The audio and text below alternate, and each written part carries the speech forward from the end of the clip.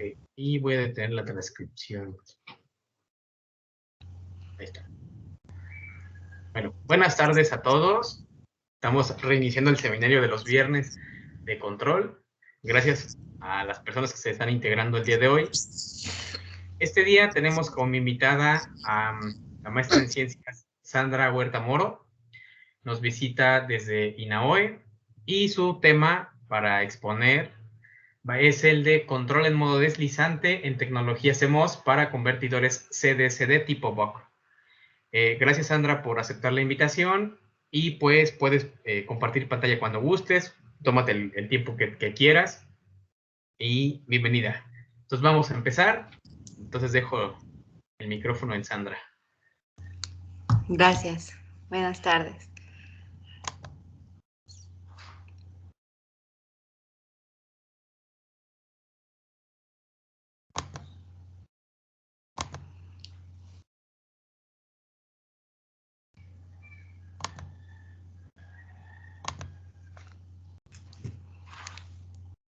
No sé si ahí se puede ver mi pantalla. Sí, ya se ve. Ok. Bueno, buenas tardes. Mi nombre es Sandra Huerta y yo les voy a hablar acerca de control de modo deslizante en tecnología CMOS para convertidores CDCD tipo BOC. Aquí está el contenido de la presentación, un poquito de introducción, técnicas de control, vamos a hablar del convertidor, control en modo deslizante específicamente y las simulaciones correspondientes para probar nuestra teoría, las conclusiones y alguna bibliografía. Recientemente, los convertidores de CD a CD están ganando más atención en el campo de investigación en electrónica de potencia. Esto es porque tienen una gran cantidad de aplicaciones posibles que van desde la alta potencia en funciones de miliwatts, desde baja hasta alta potencia, desde miliwatts hasta kilowatts. Algunas de estas aplicaciones son en comunicaciones, biomedicina, fuentes de energía renovable, computadoras, etcétera, por mencionar algunas. De hecho, en la figura 1 tenemos un ejemplo de una aplicación que es un convertidor CDCD aplicado a un sistema fotovoltaico para la generación de energía. Aquí el objetivo principal es seguir el máximo punto de potencia que va a tener para producir a la salida un voltaje de CD regulado. En este ejemplo en particular se puede ver que hay variaciones. La intensidad del sol, que es nuestra entrada, va cambiando conforme transcurre el día. Entonces, de esta forma, tenemos diferentes entradas en instantes de tiempo, pero lo que nos interesa es que a la salida se mantenga un voltaje constante.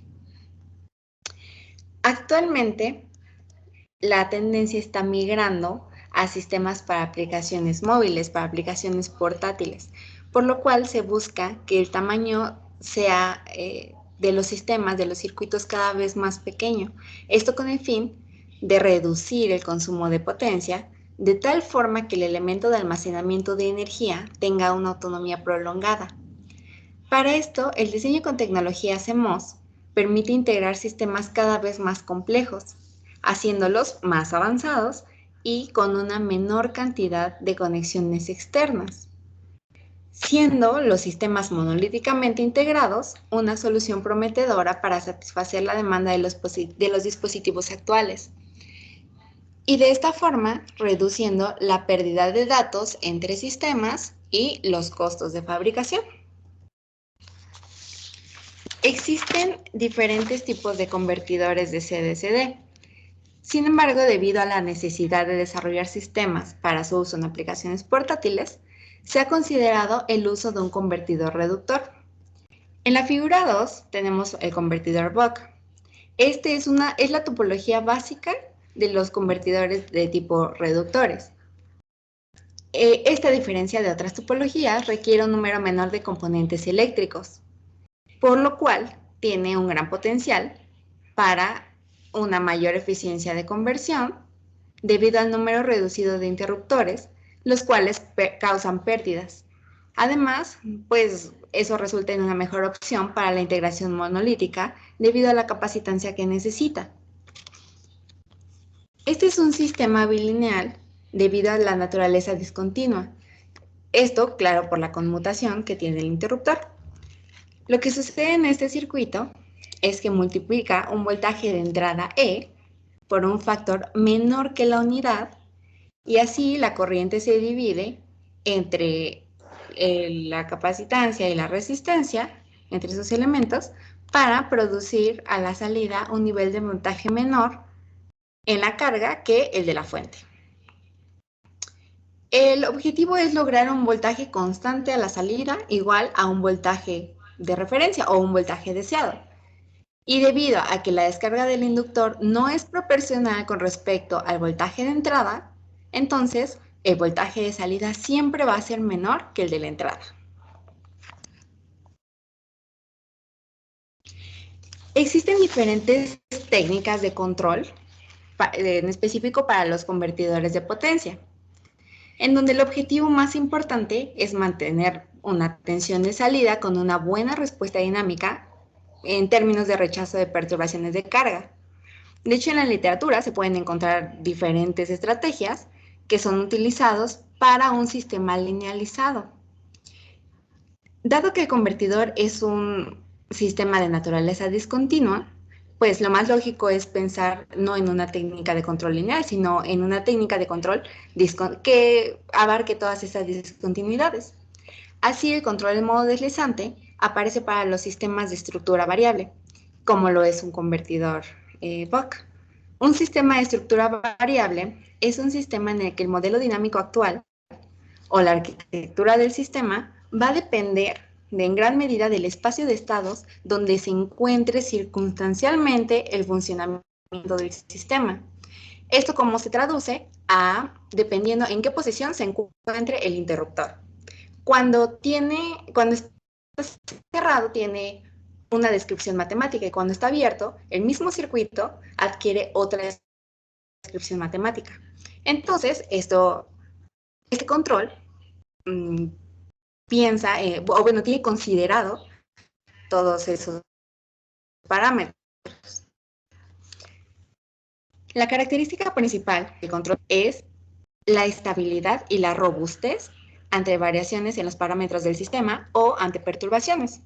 Otras características importantes es que nos permite caracterizar el sistema en pequeña o en gran señal y asimismo configurar la respuesta en el dominio del tiempo o en términos de las ecuaciones diferenciales.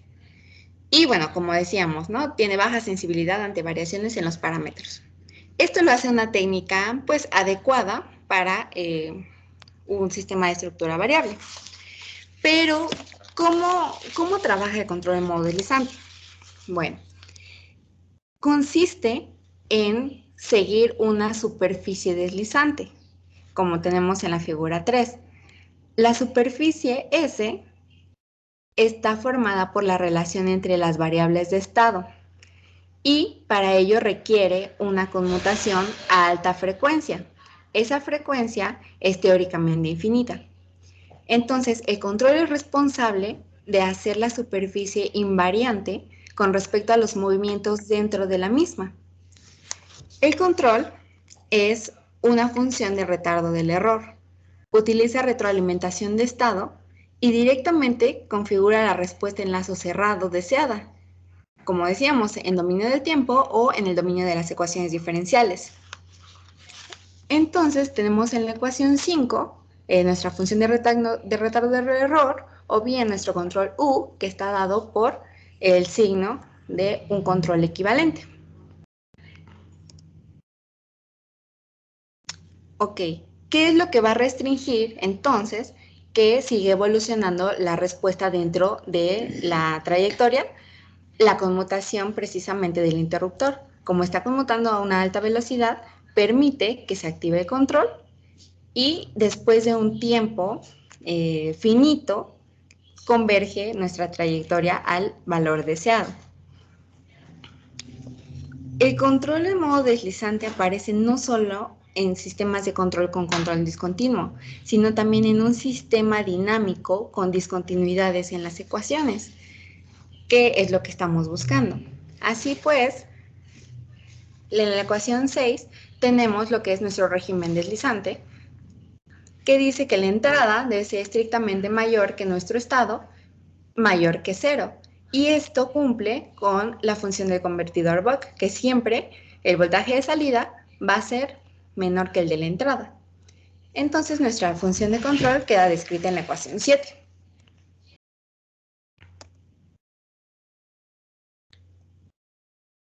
Ok, aquí tenemos el diagrama eléctrico del convertidor Buck en la figura 5 y el modelo dinámico de las siguientes ecuaciones representa, toma en cuenta ambos, cuando el sistema está en modo de conducción o en modo de no conducción.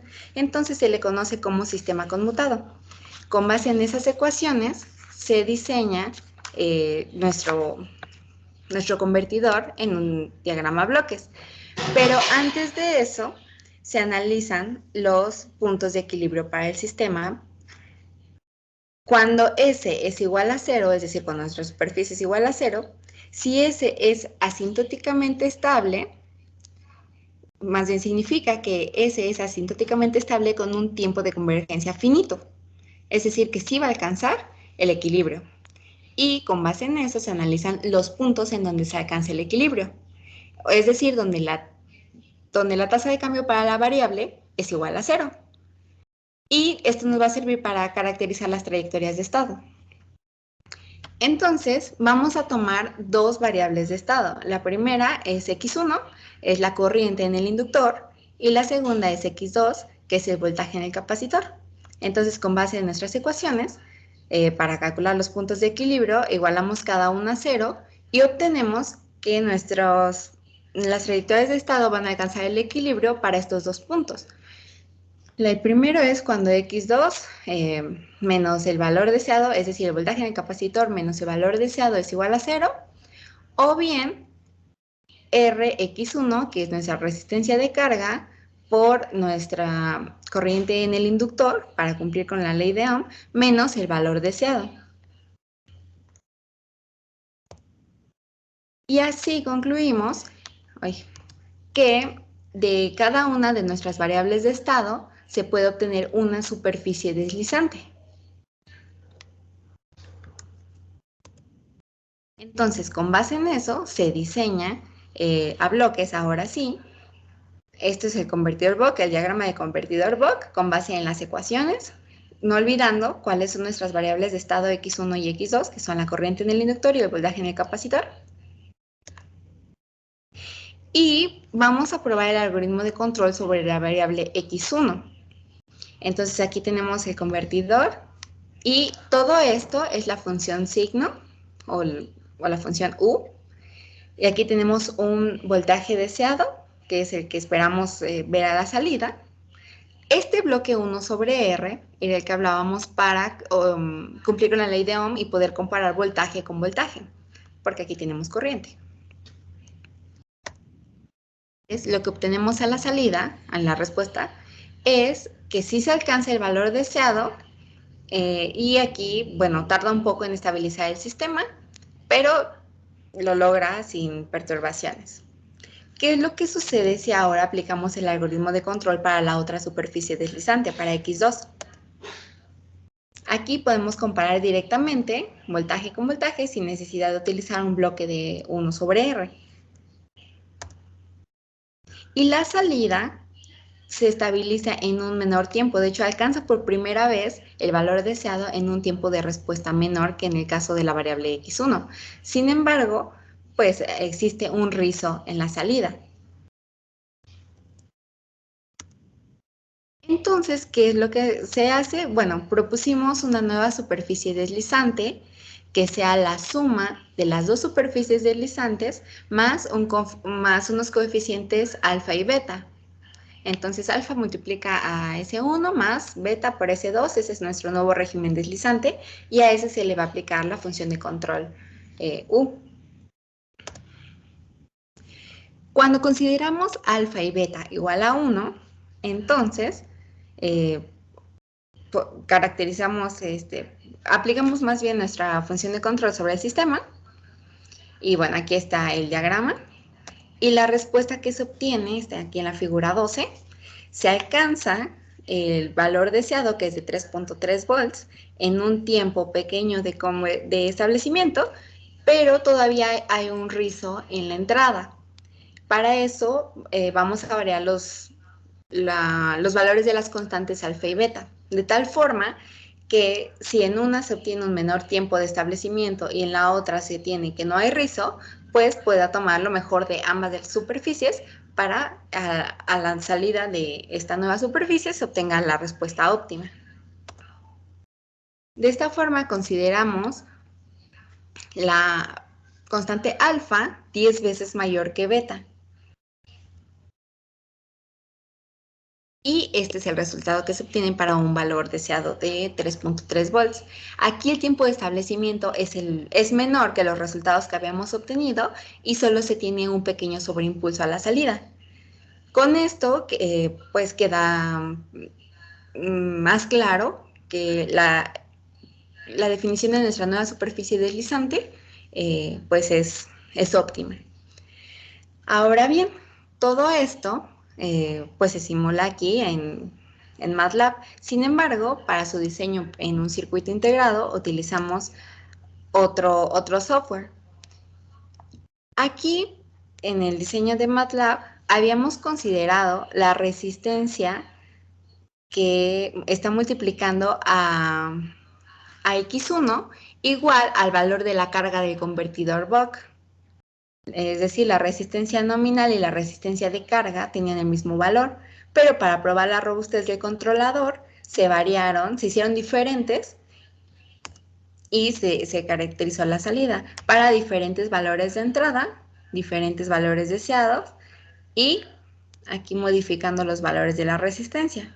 Entonces, en todos se obtuvo sí hay un margen de error, pero ninguno es significativo para lo que se está buscando. Entonces, ahora sí, pasamos al software encargado del diseño electrónico, que es el ambiente de Cadence Virtuoso. Y aquí tenemos en la parte superior el diseño del convertidor Buck. Este bloque en la esquina izquierda inferior es el controlador. Y, bueno, el bloque que tenemos aquí a la derecha va a representar nuestra función de control, bueno, lo que tiene que hacer para obtener la superficie deslizante. Entonces vamos paso por paso. Para obtener la corriente en el convertidor no es como en MATLAB. Aquí lo que no se puede medir directamente. Entonces se implementa un espejo simple de corriente de relación 1 a 1 para obtener la corriente proporcional. Esta corriente, X1, entra a un amplificador de transimpedancia para así obtener el voltaje proporcional, que es lo equivalente al bloque 1 sobre R que teníamos. Pero no solo eso, nuestra superficie es X1 más, es S1 más S2. Entonces, aparte, por superposición de circuitos, lo que se busca siempre, o bueno, lo que buscábamos en este trabajo, es reducir el número de componentes, para lo cual el mismo amplificador de transimpedancia se utiliza en su configuración sumador para así a la salida obtener esta variable X1R, que es equivalente a nuestra superficie deslizante, y entonces se manda al controlador. Y de esta forma ya podemos obtener la salida. Aquí en la figura 21 se muestra la respuesta de control para un voltaje deseado de 5 volts. La línea superior, la línea roja, es la salida y vemos que pues sí está alcanzando los 5 volts en todo momento. ¿Qué es lo que sucede en estos espacios? Bueno, ahí es cuando la trayectoria está intentando seguir, está evolucionando todavía sobre el régimen deslizante, pero en todas estas partes se está activando, esta línea verde es el controlador, es la función de control. Entonces, cada vez que la superficie sale del valor deseado, se activa el controlador para regresar la trayectoria a donde debe de ser, de tal forma que se alcance el estado estable. Aquí se ve un poquito más claro que efectivamente cuando se sale del valor deseado, entonces se activa el controlador. Y bueno, al igual que el caso anterior, ahora no tenemos una resistencia nominal y una resistencia de carga, solo tenemos la de carga. Sin embargo, el control debe ser robusto ante también variaciones ahí, y así lo probamos para diferentes valores de entrada, diferentes valores de resistencia y para varios voltajes deseados. Al igual que en el caso de MATLAB, sí se obtiene un porcentaje de error, el cual no está afectando el rendimiento de nuestro controlador. Hasta ahora, el diseño que se había hecho en el ambiente de diseño de circuitos integrados en tecnología CMOS de 180 nanómetros se había utilizado con bloques ideales. Es decir, el amplificador de transimpedancia estaba modelado por una fuente controlada ideal. Este símbolo que vemos aquí ya es un amplificador diseñado con transistores. Es un amplificador operacional de una sola etapa, porque el de múltiples etapas tiene más limitantes y lo hace un poco menos competitivo en términos de eficiencia de potencia. Entonces, con el fin de superar esos limitantes, se propuso un amplificador de una sola etapa. El diseño se basa en un espejo de corriente simple con transistores tipo P conectados en modo común al drenaje de un par diferencial tipo M, cuya salida de la fuente se conecta al drenaje de un espejo de corriente con relación 2:1 de transistores tipo N. Entonces, ya diseñando este bloque a nivel transistor, podemos obtener una respuesta más real de lo que está sucediendo con el circuito ya diseñado todo a nivel transistor. La respuesta de control para un voltaje deseado de 1.2 volts con una entrada de 5 volts se muestra aquí en la figura. El error es de 7.5%, todavía está dentro del margen, nosotros definimos un margen de error del 10%, y el tiempo de establecimiento es de 15 milisegundos, entonces estamos obteniendo una respuesta pues considerablemente buena. Probándolo para otros voltajes, un voltaje de 1.2 volts y una entrada de 3.3 volts, el error disminuye, es de 4.1%. Y aquí tenemos una comparativa de los resultados de MATLAB con el resultado de Virtuoso, de Cadence. Entonces, si notamos, en ambos tenemos este pequeño pico de voltaje antes de obtener la respuesta deseada, que es 1.2 volts, pero en ambos casos se alcanza el valor deseado y el controlador se va a estar activando todo el tiempo para evitar que se salga de ese valor. Entonces podemos concluir que el control en modo deslizante es una buena opción, forza la trayectoria de estado del sistema al valor deseado, sin importar las condiciones de la entrada. Es decir, aunque variemos el voltaje de entrada, pues después de un tiempo finito, la magnitud del error decae a 0. Y la técnica de control, pues entonces resulta ser robusta ante variaciones en los parámetros del convertidor, tales como el voltaje de entrada y la carga. También obtuvimos como resultado una respuesta dinámica rápida con un sobreimpulso menor al del sistema antes de aplicar el compensador, y lo más importante es que no hubo necesidad de incrementar el orden ni del convertidor ni del control, puesto que en muchos trabajos es lo que se hace, pero aquí lo que se buscaba era utilizar el menor número de recursos. También otra conclusión importante es que cuando pasamos de los bloques ideales a los bloques diseñados en transistor, la respuesta no se vio afectada. Eso repercute en la elección del régimen deslizante para el control. También el utilizar un espejo de corriente simple fue una opción viable para no incrementar los recursos a la hora de tener que medir la corriente. De lo contrario, hubiéramos necesitado un sensor medidor de corriente. Y bueno, tuvo un buen rango dinámico de salida en el nodo de salida. Y pues la salida resulta en un entorno capaz de superar perturbaciones y con un seguimiento de trayectoria exacto sin importar las condiciones iniciales. Aquí hay algunas referencias, bueno, son bastantes referencias, trabajos que van desde 2010 hasta los más actuales.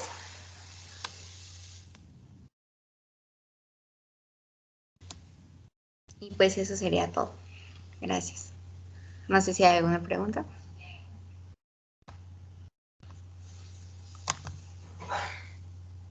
Bueno, gracias Sandra por tu exposición. De los participantes asistentes, no sé si hay alguna pregunta para la expositora. Adelante, quien guste puede participar. Sí. Adelante. Buenas tardes. Buenas. Sí, buenas tardes, Sandra. Muy buena presentación. Nada más me quedé con una preguntita. En una figura, me parece la 10, teníamos una señal de voltaje que llamabas que tenía como un rizo. Y luego propusiste una superficie de control que era la suma de 2 y quitaste como ese rizado en el voltaje. ¿Ese rizado es chattering? ¿O ese rizado era chattering? Sí. Ok. ¿Y ese chattering solo lo eliminaste sumando las superficies? No, ese se eliminó cuando se propusieron los coeficientes de compensación. Oh, sí, ¿y con esos coeficientes fue suficiente para eliminar ese chattering? Sí. Ok. Y otra pregunta, este efecto de chattering, digamos, ¿qué efecto tendría en los componentes eléctricos? ¿Mayor calor, aumento de temperatura o hay algún inconveniente?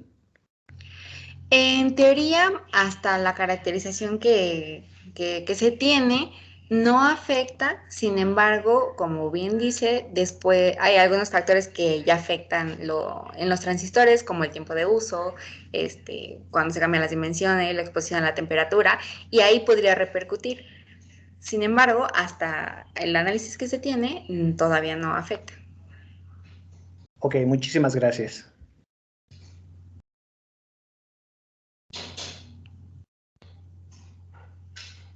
Gracias. ¿Alguna otra pregunta que tengan por ahí? ¿Dudas?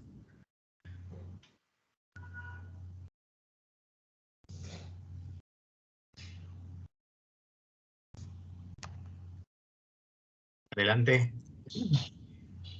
Hay mucha gente por aquí el día de hoy. Wow, sí, bastantes. ¿Vas a implementar esto físicamente o te va a quedar en simulación por el momento? No, sí, la idea es llevar todo este sistema ya hasta el layout y luego ya a un dispositivo.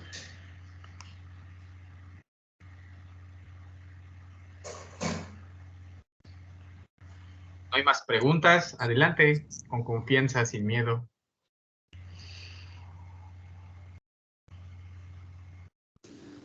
Creo Una que no. duda. Sí. Sí, en la parte de las tablas que presentabas sobre el porcentaje de eficiencia tenías un voltaje de rizo de 3.4 creo máximo y uno de 3.17 mínimo. La entrada era 9 volts me parece. ¿Cómo es eso? O sea, el rizo está bajando más o menos 3 volts de los 9 de entrada o cómo es. ¿En qué parte? ¿Ya con transistores o en la parte de MATLAB o en cuál Sí, ya parte? en la parte final, cuando medías ya las salidas, creo que era en Cadence. Ah, ok, Si sí. quieres, comparte tu Ya pantalla. compartes. Claro.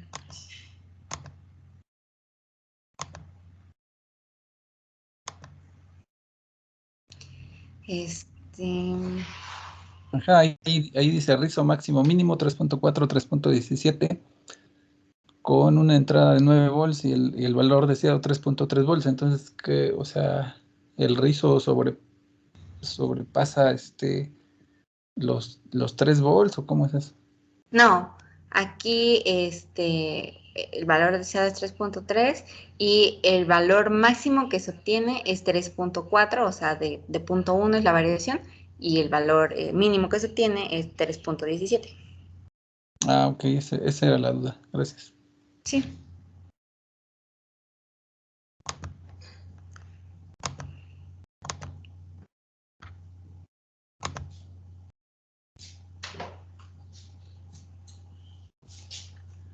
Ok, gracias por las preguntas. ¿Alguien más que tenga alguna? Ah, mire, ya pusieron una. Dice, vamos a leerla. Está en el chat. Dice, hola, muy buen trabajo. Hay 3 preguntas. La primera, ¿qué software utilizaste para el diseño? Utilicé Cadence, la herramienta de Virtuoso, que es para, en un ambiente de CMOS de 180 nanómetros.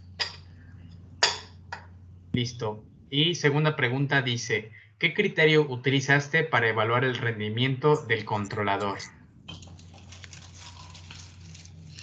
Bueno, aquí todavía no evaluamos todo porque nos falta considerar algunos aspectos. Más bien nos enfocamos en definir bien un régimen deslizante. Ese fue el trabajo. Se va a evaluar utilizando algunas otras funciones, pero por ahora solo definimos un error máximo de un 10%, que es una regla en el diseño de circuitos integrados. Ok. Y pregunta número 3 dice, ¿podrías explicar cómo obtuviste los valores de compensación? Los valores de compensación se obtuvieron por estimación. Ok. ¿Qué tipo de estimación o cómo la hiciste?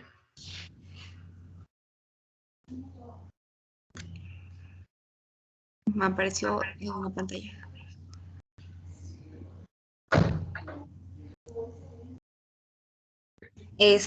Bueno, esos valores empezamos a notar que cuando eran diferente de 1, cuando alfa y beta empezaban a ser diferente de 1, si nosotros hacíamos alfa menor a 1, empezando desde esa estimación, cuando alfa es menor a 1, lo que pasaba es que el tiempo de establecimiento era todavía mayor. Entonces, bueno, desde ahí partimos que alfa debería ser estrictamente mayor que 1. En cambio, cuando hacíamos beta menor a 1, el rizo empezaba a disminuir. Entonces, con esas consideraciones se empezaron a estimar esos valores. Y llegamos a esa relación de 10 a 1 para el mejor resultado que obtuvimos fue realizando nada más esa estimación de 10 a 1.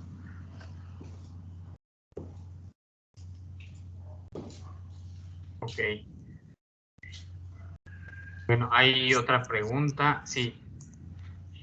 Pregunta David Lugo Chávez, ¿qué bibliografía básica para comenzar con modos deslizantes recomiendas? Hay un libro muy bueno que es, déjame,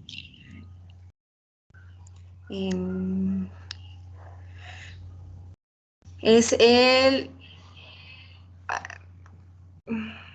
libro de Utkin, que es de control en modo deslizante. Ese es explica toda la base para entender lo que es el modo deslizante y cómo establecer un régimen. Ya igual, si después te interesa, podría pasarte la bibliografía para que veas algunos otros, pero yo creo que de inicio el Utkin es el mejor libro. Ok.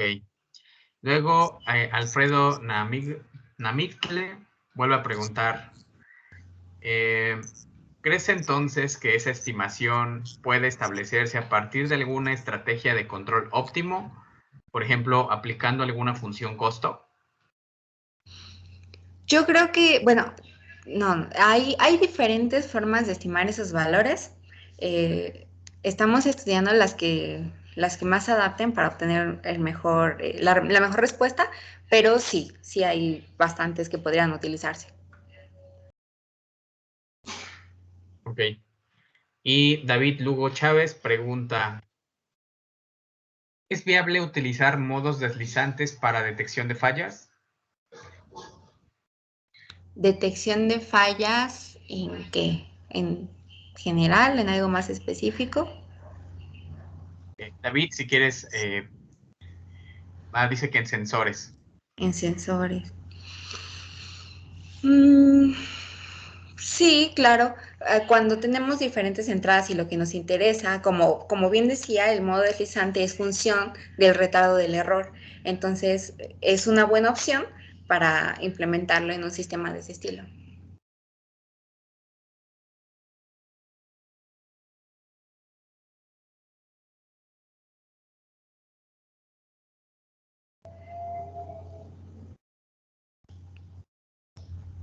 Creo que ya no hay más. ¿Alguien más que quiera preguntar algo? Yo tengo una pregunta. Adelante. Sí, usaste, bueno, ¿te dio el chattering del modos deslizantes, te dio algún problema y has considerado alguna alternativa para atenuarlo? Y también si has, ¿cómo se llama? Bueno, son tres preguntas. Esa, si lo comparaste con alguna otra ley de control robusta que más o menos dé los mismos resultados o resultados similares a sliding. Y si has considerado, bueno, cuando implementes esto físicamente, utilizar esto como una etapa de potencia para conducir algún otro dispositivo electrónico. Bueno, utilizarlo como etapa de potencia y a través de controlar este book puedes controlar el otro dispositivo. Ok, bueno, voy a empezar respondiendo a tu última pregunta. Sí, este diseño inicialmente se tomó como una etapa para un seguidor de máximo punto de potencia. Entonces, ciertamente para sistemas más complejos es una parte importante y puede ser utilizado en muchas cosas, pero nosotros lo pensamos así. O bien también se está investigando para aplicaciones en IoT. Tiene un sinfín de aplicaciones, pero esas son como las dos que estamos buscando para este sistema por ahora. Lo de tu primera pregunta era de respecto al rizo, ¿verdad? Al chattering. Chattering es castañeo, la oscilación que genera el signo de modos deslizantes. Al momento de llegar a la estabilidad, llegas el signo, como empiezas a meter signo de cero o algo cercano a cero, empieza a irse para arriba y para abajo. Muy rápido, tan rápido como permite el sistema. Entonces, si has considerado alguna forma de atenuarlo o si eso no te produce problemas, como es CMOS, creo, dices. Entonces, pues no tiene partes físicas, ¿no? A lo mejor que puedan sufrir daño. Bueno, partes mecánicas, no físicas. Sí, ahora lo que se está considerando para reducir ese problema o para atenuarlo lo más posible es precisamente trabajar con la red de computación, recalcular los coeficientes de forma que puedan ajustarse y obtener como lo menor posible. Por ahora es eso. Ah, bueno. ¿Y cuál era tu última pregunta, perdón? Si se había comparado con alguna otra ley de control robusta que dé resultados similares ¿cómo se llama? Al sliding. Ok. Bueno, cuando se hizo la revisión del estado del arte, ciertamente se consideraron diferentes estrategias de control. LQR, PID, claro, por retroalimentación, de linealización. Sin embargo, por ahora descartamos todas las técnicas de control lineal, precisamente para incluir este control que abarca las discontinuidades en el sistema, pero estamos todavía investigando estamos comparando todavía otras técnicas, incluyendo ya cálculos un poco más complejos, hablando de cálculo fraccionario con PID, también control el modo deslizante porque tiene sus limitaciones, pero trabajarlo en orden fraccionario podría ser, hay trabajos que muestran en el estado del arte que es mejor o que tiene otras características, a lo mejor no mejor, pero que se adapta más a lo que estamos buscando. Entonces, hasta ahora de las investigaciones, sí resulta más apropiado para lo que está, para la aplicación que estamos buscando, el control en modo deslizante. Esas eran todas, muchas gracias. Ok, ¿alguien más que guste preguntar?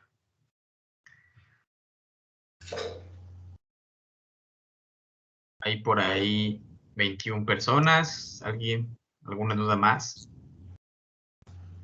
¿Cuál sería la metodología que vas a seguir ya para implementar esto de manera física? O sea, ¿con qué empezarías para que puedas implementar tu control por modos deslizantes en el sistema? O sea, si llegara, por ejemplo, un estudiante de licenciatura y le quieres enseñar sliding mode y el estudiante de licenciatura quiere verlo así físicamente, o un muchacho de prepa, ¿cómo le dirías o cuál sería tu metodología para decirle, mira, ¿sabes qué? Hay que hacer esta serie de pasos para implementarlo? Bueno, respecto a eso, de hecho, tengo un artículo. Bueno, primero lo pondré a leer mucho, ¿no? Pero tengo un artículo que habla precisamente de cómo implementar este sistema que presenté físicamente. Entonces, no sé si quiere, puedo compartirlo para explicar un poquito. Ok.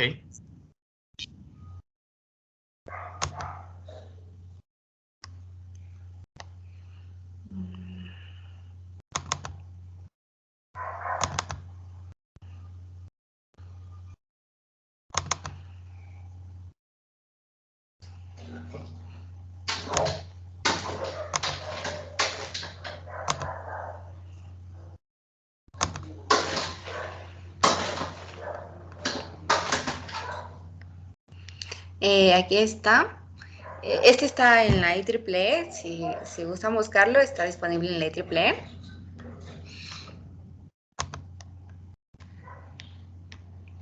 IEEE. Bueno, aquí está el convertidor, las ecuaciones.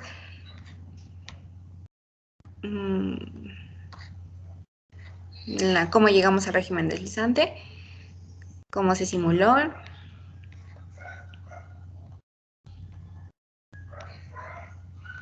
Y aquí en esta parte está la implementación.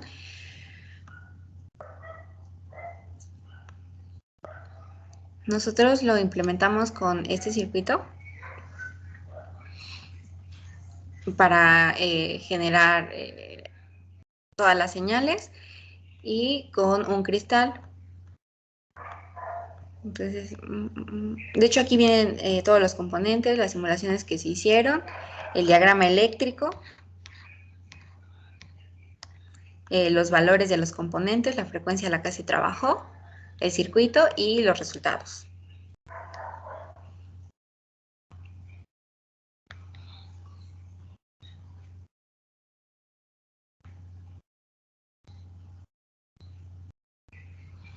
Entonces, o sea, igual con esto lo que queríamos probar era que sí, utilizando el menor número de componentes se podría lograr una buena respuesta al implementar este circuito.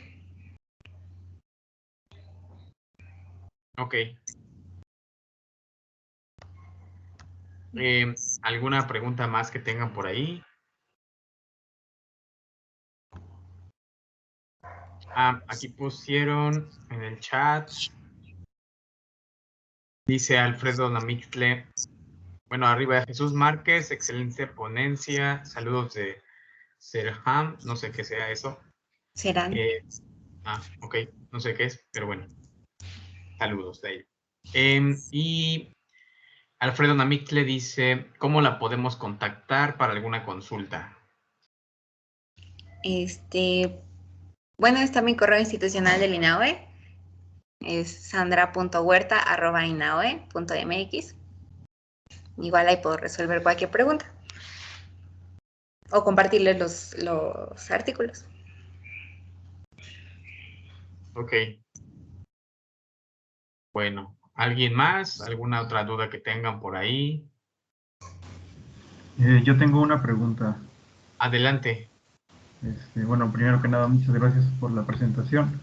Y mi pregunta va más, tengo poco conocimiento sobre los modos deslizantes, solamente sé que en muchos casos dicen que no se pueden aplicar, una por la cuestión del chattering que daña muy rápidamente a un sistema cuando se trata de un sistema mecánico, y además las frecuencias de conmutación son muy altas, entonces realmente un sistema mecánico pues no los puede seguir.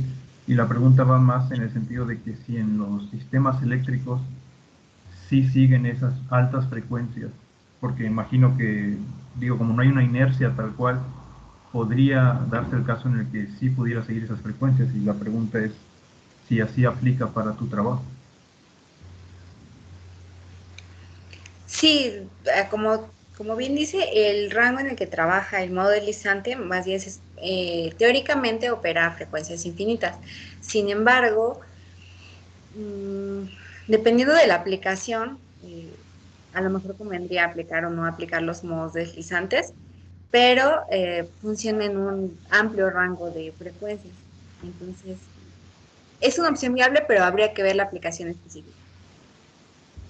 Ok, gracias.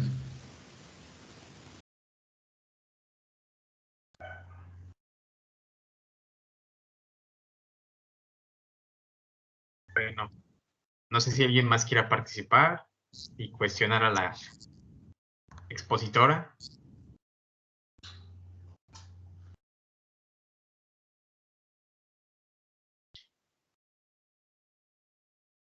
Bueno, pues creo que ya no hay más preguntas.